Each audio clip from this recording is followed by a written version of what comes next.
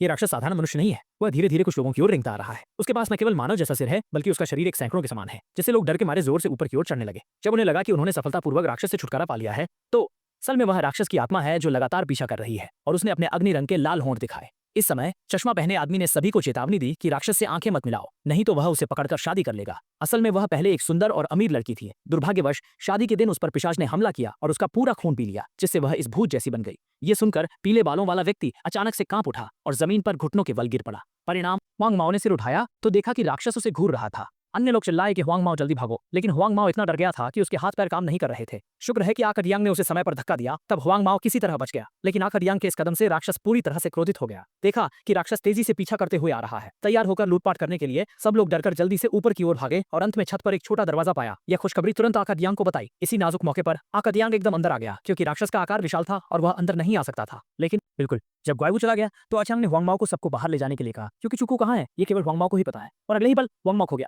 असल में ये एक बड़ा भूल भुलैया था। उसने अपनी प्रवृत्ति के आधार पर एक रास्ता चुना और लोग उसी रास्ते पर चलते रहे, जब तक कि उन्हें एक कोयला ले जाने वाली छोटी ट्रेन नहीं दिखी। चश्मा पहने आदमी ने आत्मविश्वास से कहा कि पटरियों के साथ चलते हुए निश्चित रूप से बाहर जाने का रास्ता मिल जाएगा। अभी उन्होंने शुरू भी नहीं किया था कि अचानक सुरंग के अंदर से कुछ अजीब आवाजें आने लगी। असल में वह राक्षस उनका पीछा कर रहा था। हाँ, क्यांग ने तुरंत निर्णय लिया कि सभी को ट्रेन में बैठना चाहिए, क्योंकि आगे ढलान है। अगर ट्रेन चल पड़ी तो राक्षस उनका पीछा नहीं कर पाएगा, लेकिन ट्रेन पुरानी है और खराब हालत में है।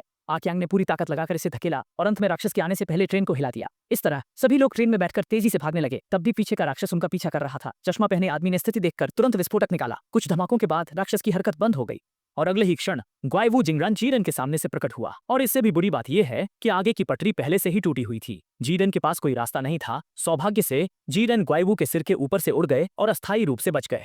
लेकिन समस्या फिर से आ गई। एक जोरदार धमाके के बाद कुछ लोग शार्क से भरी नदी में गिर गए। जानवर स्वभाव से पानी से डरता है, इसलिए बेमन से चला जाता है।